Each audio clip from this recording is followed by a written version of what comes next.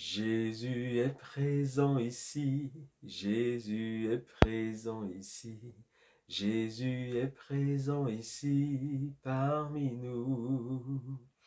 Jésus est présent ici, Jésus est présent ici, Jésus est présent ici parmi nous. Alléluia, Alléluia, oh Alléluia. Alléluia pour Jésus. Bonjour à tous. Bonjour à tous. Comment allez-vous? Je fais ma grande rentrée parce que ça fait, c'est vrai, quelque temps que je ne me suis pas adressé à vous. Ça fait quelque temps que je n'ai pas du tout posté de messages, de vidéos. Il y a eu les grandes vacances. Ensuite, il y a eu la rentrée scolaire, la rentrée aussi professionnelle, la rentrée de la famille en tout cas. Dans son ensemble, j'espère que ça s'est bien passé pour vous. Et moi, je fais ma grande rentrée au niveau de la chaîne YouTube. Je reprends, c'est vrai. Je n'avais pas disparu. J'ai tardé à reprendre. Je reprends tardivement, c'est vrai, c'est tardif. Mais il faut que je reprenne parce que Dieu m'a confié ce service sur Internet et il faut que je sois fidèle. Quand Dieu avait suscité cette chaîne, il m'avait dit maintenant, mets-toi au travail. C'est ce que j'avais reçu dans un temps de prière où je conversais avec Dieu. Et il m'avait dit maintenant, mets-toi au travail. Et quelquefois, vous savez, on doit réajuster ce que l'on fait parce qu'on peut faire quelque chose, mais encore faut-il qu'on le fasse selon la volonté de Dieu, selon l'esprit de Dieu, selon la direction de Dieu. Alors, le temps aussi, des fois, que l'on prend à continuer donc une œuvre sur Internet, c'est le temps aussi, c'est vrai, de recadrer pas mal de choses. En tout cas, là, je reprends, voilà, c'est ma grande rentrée. J'espère que vous allez bien. J'espère que par la grâce de Dieu, vous tenez bon dans la foi chrétienne, que vous persévérez dans le bon combat de la foi. Et ce matin, à mon réveil, c'est un message que j'avais déjà reçu et j'avais déjà fait une précédente vidéo, mais je ne l'ai pas publiée. Et donc, je refais une vidéo dessus parce que Dieu me l'a rappelé ce matin à mon réveil. J'ai encore eu ce message où il est dit qui est-ce qui te distingue? Qu'as-tu que tu n'aies reçu? Et si tu l'as reçu, pourquoi te glorifies-tu comme si tu ne l'avais pas reçu? Qu'as-tu qui te distingue? Dans l'évangile de Jean, chapitre 3 et le verset 27, lorsque les disciples de Jean le Baptiste se sont rendus compte que beaucoup de personnes commençaient à ne plus les suivre, eux, les disciples de Jean le Baptiste, pour aller après Jésus et suivre Jésus et même se faire baptiser par Jésus, parce qu'au moment où ça se passait, Jean le Baptiste continuait à baptiser les gens, il avait aussi des disciples qui baptisaient les personnes avec lui, mais Jésus avait commencé son ministère. Et Jésus baptisait et les disciples de Jésus étaient avec lui. Et donc, les gens ont commencé à voir, les disciples de Jean le Baptiste commençaient à voir que beaucoup de personnes ne continuaient plus à venir vers eux et avec Jean le Baptiste, mais qu'ils allaient désormais vers Jésus. Parce que Jésus maintenant avait commencé à se manifester publiquement, donc dans ce ministère terrestre. Et ils sont venus voir Jean le Baptiste, leur maître spirituel, leur enseignant, leur guide spirituel. Ils sont venus les voir pour leur dire, voilà, maintenant beaucoup commencent à ne plus nous suivre et ils vont vers Jésus. Mais Jésus va leur dire ceci. Et dans l'évangile de Jean, chapitre 3, verset 27, il leur dit, mais un homme ne peut recevoir que ce que Dieu lui a donné, que ce qui lui est venu du ciel. Je le lis pour bien le citer correctement. Pour le citer parfaitement, je prends ma Bible et je le lis dans Jean chapitre 3, verset 27. Il dit ceci. Je dis le 3, 27. Alors, il dit ceci, voilà.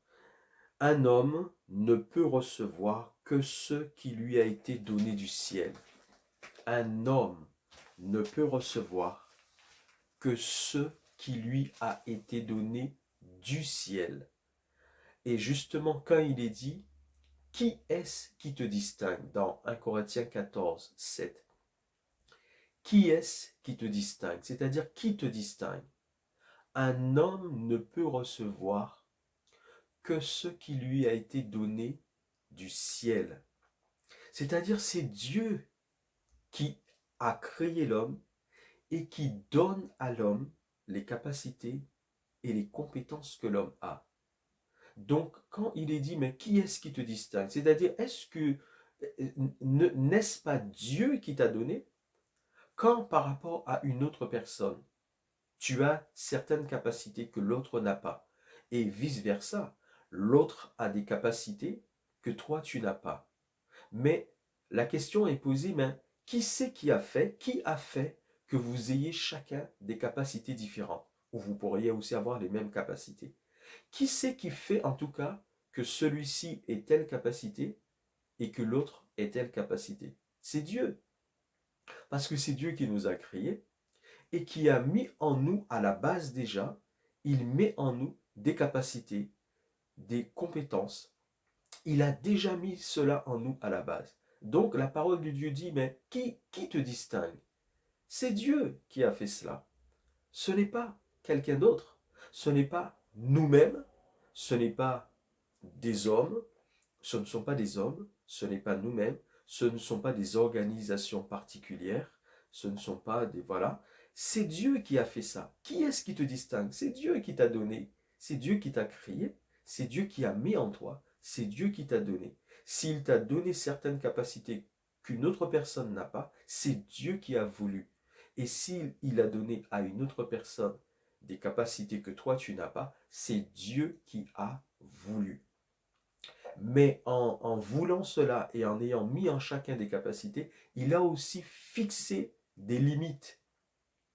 Il permet que nous fassions fructifier ces capacités, mais quand bien même, il fixe quand même des limites.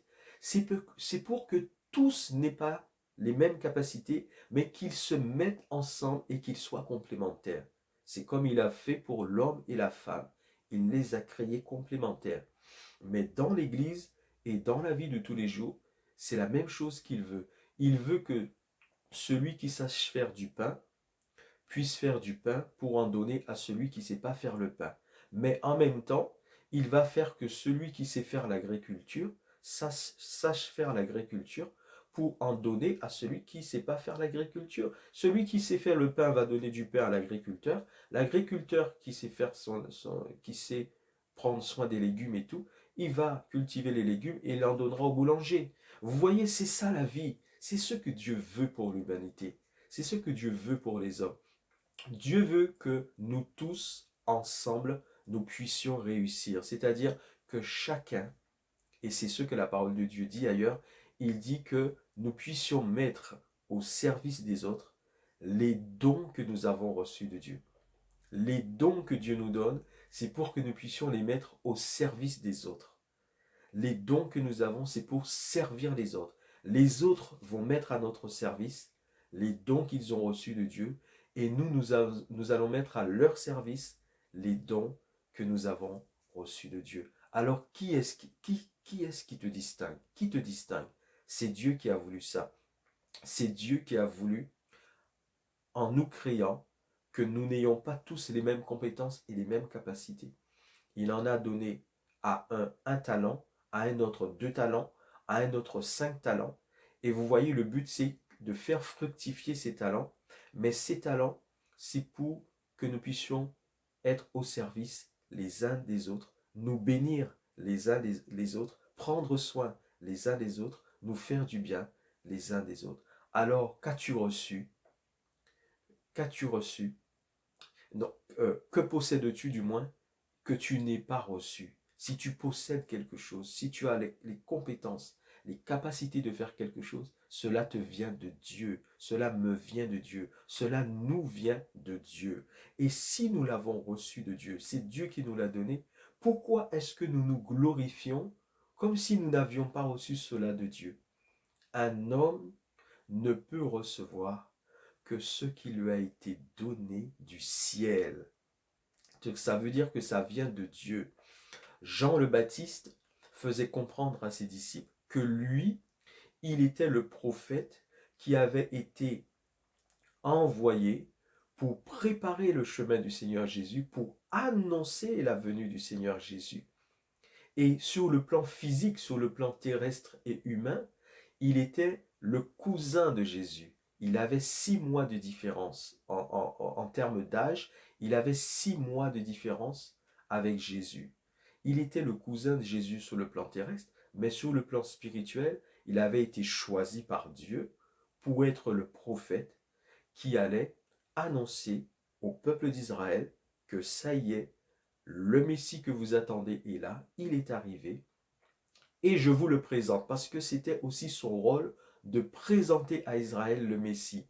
Jésus est venu vers lui, Jésus a été baptisé par Jean le Baptiste, et maintenant que Jésus, baptisé par Jean le Baptiste, oint par le Saint-Esprit, commençait son ministère, ben celui forcément de Jean le Baptiste allait décliner. La mission de Jean le Baptiste, était finie. Sa mission s'arrêtait. La mission de Jean le Baptiste avait été accomplie. Il avait préparé la venue de Jésus, il avait préparé le terrain, il avait préparé le peuple à recevoir le Messie, il avait annoncé que le Messie était là, que le Messie était arrivé, les gens venaient vers lui, se repentaient de leurs péchés, se faisaient baptiser.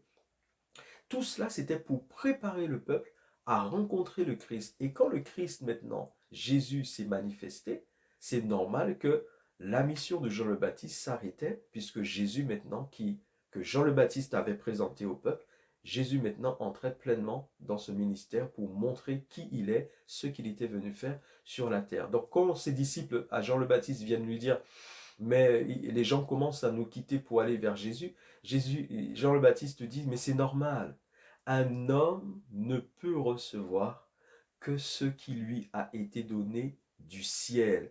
C'est-à-dire, Dieu m'a donné d'annoncer la venue de son Fils, de préparer le chemin devant son Fils. Maintenant que son Fils est là et qu'il entre pleinement dans son ministère et qu'il se révèle à notre peuple et à l'humanité, moi, mon ministère, ma mission s'arrête. Parce que c'est la limite que Dieu m'a fixée dans ma mission. Et vous n'avez pas, vous mes disciples, à être jaloux pour moi. Non, et moi, je ne suis même pas digne de délier la courroie des souliers de Jésus. J'ai fait ma mission s'arrête là. Donc, qu'as-tu que tu n'aies reçu? Et si tu l'as reçu, pourquoi te glorifies-tu comme si tu ne l'avais pas reçu? Au contraire, mets à profit ce que tu as reçu au service des autres par rapport à ce pourquoi Dieu veut t'utiliser pour que les autres reçoivent la bénédiction à travers toi. Et pareillement, les autres doivent faire la même chose, que ce que eux, ils ont reçu, ils le fassent fructifier et qu'ils le mettent à ta disposition et à la disposition des autres pour que les autres reçoivent la bénédiction à travers eux. Et c'est pour cela aussi qu'il nous est dit aussi ailleurs dans la parole de Dieu que toute grâce excellente et tout don parfait descendent d'en haut du Père des Lumières, chez lequel il n'y a ni changement et ni ombre de variation. Et ça, on peut le lire dans Jacques 1, 17. L'épître de Jacques, chapitre 1, verset 17. Toute grâce excellente et tout don parfait nous viennent de qui? Nous viennent d'en haut, du Père des Lumières. C'est qui le Père des Lumières? C'est Dieu. D'en haut, du Père des Lumières, nous viennent de Dieu, chez lequel il n'y a ni changement et ni ombre de variation. Alors, nous ne pouvons pas et nous ne devons pas nous glorifier de quoi que ce soit, revendiquer quoi que ce soit. Si nous avons des capacités, si nous avons des compétences, nous devons rendre gloire à Dieu, nous devons remercier Dieu, nous devons être reconnaissants envers Dieu. Et dans la présence de Dieu, avec Jésus-Christ, avec le Saint-Esprit, sous le regard du Père, nous devons demander à Dieu à nous aider à faire fructifier ces compétences et ces capacités que nous avons pour être au service des autres, parce que c'est ce que Dieu veut que nous fassions par les capacités qu'il nous a données. Que ces capacités fructifient en nous par le Saint-Esprit, au nom de Jésus-Christ, et nous allons servir les autres par ses compétences et ses capacités, mais nous ne devons pas et nous ne pouvons pas nous glorifier de cela, parce que c'est Dieu qui nous les a donnés. Cela ne vient pas de nous, cela ne nous appartient même pas, je dirais, à la base. Dieu l'a mis en nous pour nous utiliser. C'est ça en fait. S'il nous a donné ces capacités, c'est pour nous utiliser comme des instruments pour bénir les autres. Ne te glorifie point. Et vous savez que récemment, j'étais dans mon jardin et puis je voyais un avion passer et je m'en rappelle quelque chose que Dieu m'a dit dans le passé, il y a quelques années. Je voyais cet avion passer et je disais, mais voilà pourquoi certains hommes se prennent pour Dieu, parce qu'ils arrivent à construire toutes ces choses très sophistiquées, très développées, et ils ont des compétences, des capacités pour faire cela. Mais comme ils ne sont pas conscients, parce que certains d'entre eux ne connaissent pas Jésus, n'ont pas Jésus-Christ comme leur sauveur et leur Seigneur, ils ne sont pas conscients que toutes ces capacités, ces compétences pour construire ces choses leur viennent de Dieu, ils se prennent pour Dieu. Et je vous dis que Dieu, dans le passé, m'avait dit que certains hommes se prennent pour Dieu. Il m'avait dit quel type d'homme. Je ne le dirai pas parce que ça peut créer la polémique, c'est pas le but. Mais il m'avait dit clairement le type d'homme qui se prend pour Dieu. Il m'avait dit tel homme, tel homme. Il m'avait précisé les hommes de qui il s'agissait. Il m'avait dit tel homme se prend pour Dieu. Tel type d'homme se prend pour Dieu. Parce qu'ils pensent que c'est de eux-mêmes qu'ils arrivent à construire les infrastructures extraordinaires, les appareils sophistiqués, à faire des choses merveilleuses, hein, c'est vrai. Mais l'homme oublie et l'homme n'est pas conscient. Tous ne sont pas conscients et tous ne savent pas que nous avons été créés à l'image de Dieu. Dieu créa l'homme à son image et à sa ressemblance. Quand l'homme arrive à construire des choses, il ressemble à Dieu en faisant ces choses, qui est créateur. C'est Dieu qui a mis en lui ces capacités.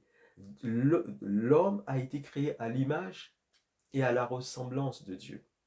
Donc, Dieu lui a donné les capacités de transformer la matière. L'homme n'a pas créé la matière, il n'a rien créé. Dieu a tout créé et a mis ça à sa disposition. Mais Dieu a mis dans l'homme des capacités pour qu'il puisse comprendre comment fonctionnent les choses, utiliser cette matière, transformer cette matière et lui-même façonner des choses à partir de cette matière que Dieu a mis à sa disposition. Parce que Dieu a créé l'homme à son image. Et comme Dieu est créateur, il a donné à l'homme des capacités, l'homme arrive à faire des choses extraordinaires que nous voyons.